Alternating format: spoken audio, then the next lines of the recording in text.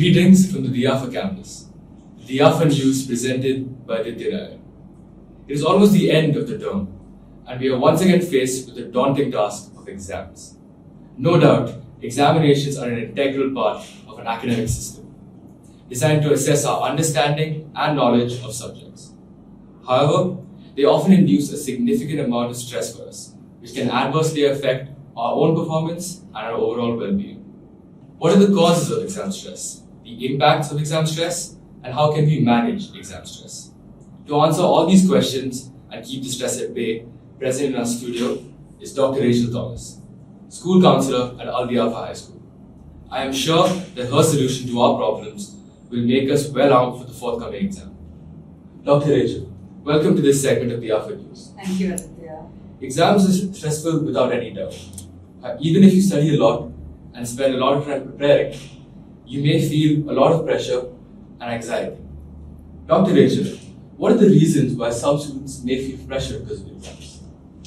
So thank you so much, Aditya, for being here. And let's start off with the first question. Yes. One, there are many reasons for this.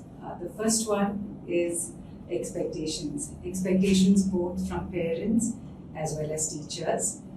You are sitting for your papers for the first time, and most students are facing this uncertainty of what to expect, and also fear of failure.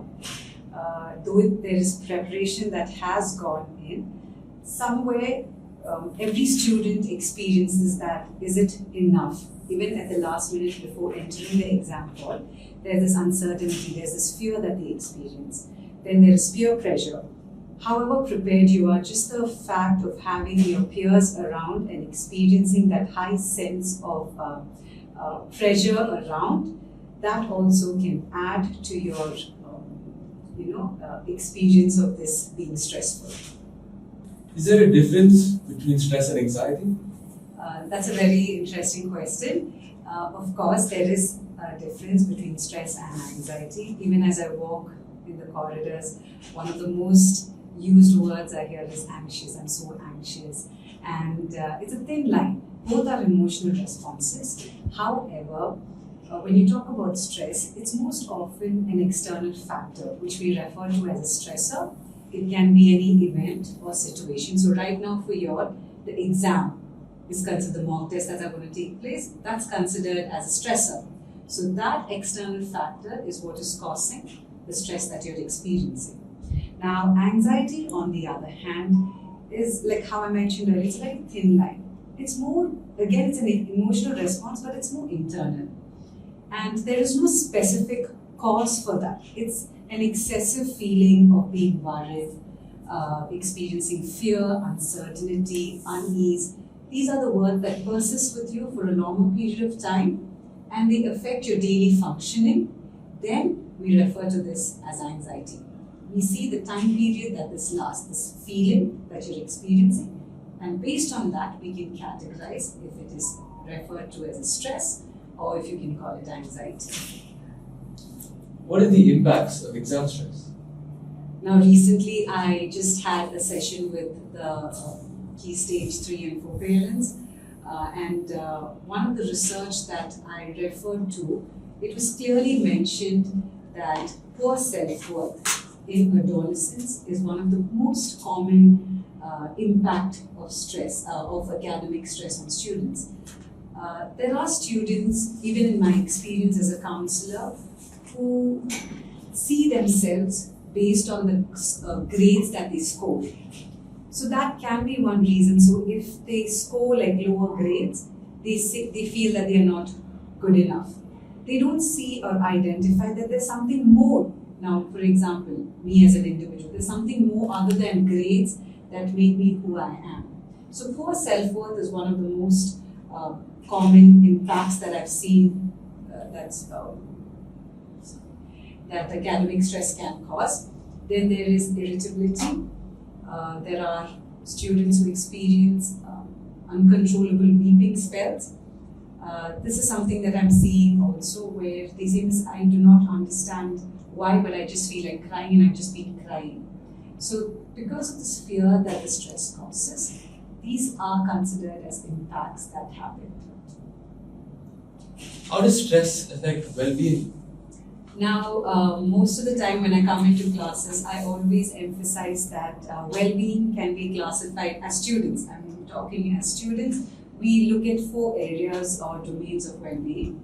That is the social, psychological, physical, and academic. Now, how do you think it affects our social well-being? You tend to withdraw from friends. You prefer spending time with yourself and not interacting too much, even with family, mostly with family. But then again, when you move on to the psychological factors, how it affects your psychological well-being, you, like how I mentioned before, irritability sets in, fear sets in, and that in fact takes a toll on your physical well-being, which affects your sleep, your eating routine. You kind of put off exercising. And last, academically, poor time management skills, procrastination, not able to focus on one task for a long period of time. So these are the different areas of well-being that stress can interfere. How can we manage exam stress? If you go online, you will find many ways of managing stress. But there are few that I specifically ask students to focus and practice. One is being mindful. How do you practice being mindful? When you talk about mindfulness, it's being in the here and now. As students, you're not going to think about the past. That is, okay, have I prepared enough? How much have I prepared? That's not that is. You're not going to think of the future.